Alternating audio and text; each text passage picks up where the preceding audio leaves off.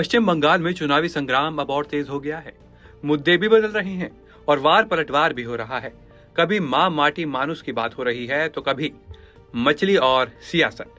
BJP ने ममता बनर्जी पर सीधा हमला बोला है तो वहीं टीएमसी ने भी नया राजनीतिक जाल बिछा दिया है और अब एक ऐसा फैसला जिसने पूरे चुनाव को हिला दिया है। बीजेपी ने पश्चिम बंगाल में ममता बनर्जी को घेरने में कोई कसर नहीं छोड़ी। पार्टी नेताओं ने आरोप लगाया कि राज्य में कानून व्यवस्था पूरी तरह फेल हो चुका है। महिलाओं की सुरक्षा सबसे बड़ी मुद्दा बना हुआ है। बीजेपी का कहना है कि टीएमसी सरकार तुष्टीकरण और भ्रष्टाचार में डूबी हुई है। पश्चिम बंगाल की राजनीति में बड़ा सियासी धमाका, चुनाव से पहले इस्तीफा वाला खेल, क्या नया दाव चल गई ममता बनर्जी? सूत्रों के हवाले से खबर है, मुख्यमंत्री ममता बनर्जी ने इस्तीफे का संकेत देकर बढ़ा दी है सियासी हलचल। क्या ये सहानुभूति बटोरने की रणनीति है या विपक्ष को चौंकाने की चाल? वोटर भी हैरान हैं। कुछ इसे मास्टर स्ट्रोक बता रहे हैं तो कुछ इसे चुनावी ड्रामा कह रहे हैं। वहीं ममता बनर्जी लगातार खुद को बंगाल की बेटी बताकर जनता से सीधा कनेक्शन बनाने की कोशिश कर रही हैं।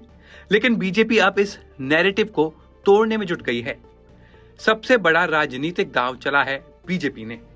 आरजीकर रेप केस की पीड़ित की मां को चुनावी मैदान में उतारकर पार्टी ने सीधा भावनात्मक कार्ड खेल दिया है। बीजेपी की तीसरी लिस्ट में इस नाम ने पूरे बंगाल की राजनीति को हिला दिया है। बीजेपी का कहना है कि ये न्याय की लड़ाई है, जबकि टीएमसी इसे राजनीतिक फायदा उठाने की कोशिश बता रही है। अब सवाल ये है, क्या ये कदम जनता के दिल को छुएगा या उल्टा बीजेपी पर ही भारी पड़ जाएगा? बंगाल और मछली ये सिर्फ खाना नहीं, एक संस्कृति है।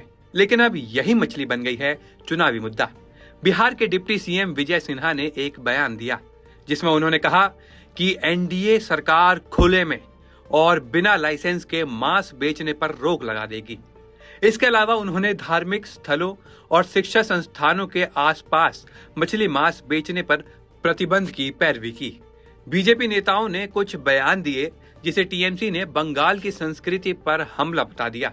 टीएमसी ने इसे तुरंत कैश किया और बीजेपी को बाहरी पार्टी बताने का नैरेटिव फिर से मजबूत कर दिया। अब सवाल उठ रहा है, क्या बीजेपी इस फिश पॉलिटिक्स के जाल में फंस गई है या फिर ये सिर्फ एक अस्थायी मुद्दा है जो वोटिंग तक फीका पड़ जाएगा? एक तरफ बीजेपी आक्रामक है, भावनात्मक मुद्दों और कानून व्यवस्था पर हमला कर रही है, तो दूसरी तरफ टीएमसी स्थानीय पहचान, संस्कृति और बंगाल बनाम बिहार के मुद्दे को हवा दे रही है। दोनों पार्टियां पूरी ताकत झोंक चुकी हैं और अब लड़ाई सिर्फ सीट की नहीं, नैरेटिव की भी है। तो सवाल यही है, क्या बीजेपी का आक्रामक हमला ममता बनर्जी की पकड़ को कमजोर करेगा या फिर टीएमसी एक बार फिर अपने जाल में विपक्ष को फंसा देगी?